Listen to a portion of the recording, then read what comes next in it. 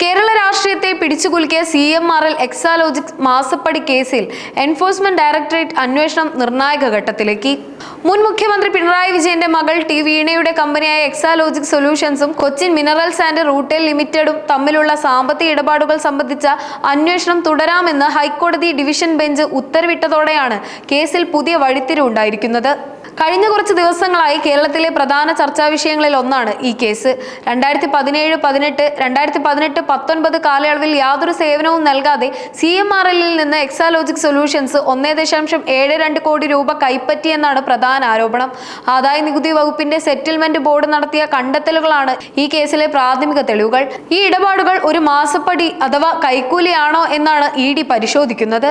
CMRL Exalogic കേസിൽ നടപടികൾ തടയണമെന്നും അന്വേഷണം റദ്ദാക്കണമെന്നും ആവശ്യപ്പെട്ട് CMRL സമർപ്പിച്ച ഹർജി ജൂൺ 5 കേരള ഹൈക്കോടതിയുടെ ഡിവിഷൻ ബെഞ്ച് തള്ളിക്കളഞ്ഞത് അന്വേഷണ ഏജൻസിയായ EDക്ക് വലിയ ആശ്വാസവും ശക്തിയും പകരുന്ന നിർണായക ചുവടുവെപ്പായി മാറി. ജസ്റ്റിസുമാരായ രാജവിജയരാഘവൻ, KV ജയകുമാർ എന്നിവരടങ്ങുന്ന ബെഞ്ച് പുറപ്പെടുവിച്ച ഈ ഉത്തരവ് കേസിൽ നിയമപരമായ തടസ്സങ്ങളില്ലാതെ മുന്നോട്ടു പോകാൻ EDക്ക് അവസരം നൽകുന്നു. ഈ ഉത്തരവിലൂടെ കോടതി മുന്നോട്ട് വെച്ച നിരീക്ഷണങ്ങൾ ഏറെ ശ്രദ്ധേയമാണ്.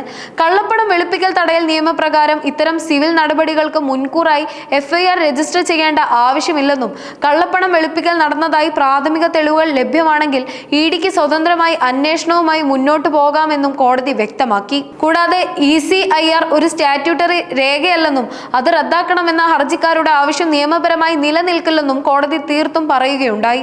ഹൈക്കോടതി വിധി അനുകൂലമായതോടെ കേസിലെ അന്വേഷണം കൂടുതൽ വേഗത്തിലാക്കാനും കർശനമായ നടപടികളിലേക്ക് കടക്കാനുമാണ് ED തീരുമാനിച്ചിരിക്കുന്നത്.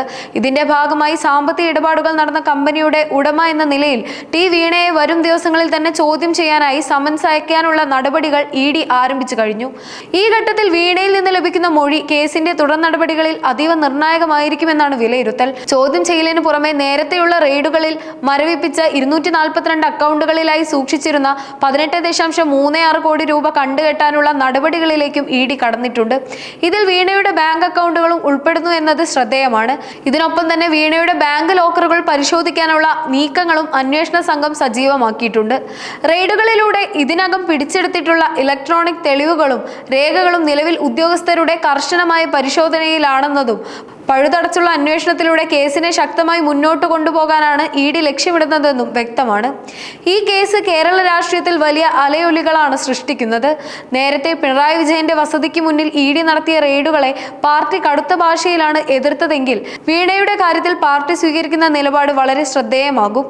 പ്രതിപക്ഷ പാർട്ടികൾ ഈ വിഷയത്തിൽ വലിയ പ്രതിഷേധങ്ങൾ ഉയർത്തുമ്പോൾ നിയമപരമായി നേരിടുന്ന നിലപാടാണ് CPM നേതൃത്വം സ്വീകരിക്കുന്നത്. സുപ്രീം കോടതിയെ സമീപിക്കാൻ CMRL ആലോചിക്കുന്നതായി സൂചനയുണ്ടെങ്കിലും നിലവിൽ ഹൈക്കോടതിയുടെ വിധി EDക്ക് അനുകൂലമാണ്. അന്വേഷണം പൂർണ്ണമായി അട്ടിമറിക്കാൻ കഴിയില്ലെന്ന അവസ്ഥ വന്നതോടെ നിയമപരമായ പോരാട്ടങ്ങൾ ഇനിയും തുടരും. CMRL കമ്പനി നൽകിയ പണം വെറും ബിസിനസ് ഇടപാടാണോ അതോ എന്തെങ്കിലും തരത്തിലുള്ള അവിഹിത സ്വാധീനം ചെലുത്താനായി നൽകിയ തുകയാണോ എന്ന് വരും ദിവസങ്ങളിൽ പുറത്തുവരുന്ന EDയുടെ ചോദ്യം ചെയ്യലുകളിൽ നിന്നും കണ്ടെത്താനാകുമെന്ന് പ്രതീക്ഷിക്കുന്നു.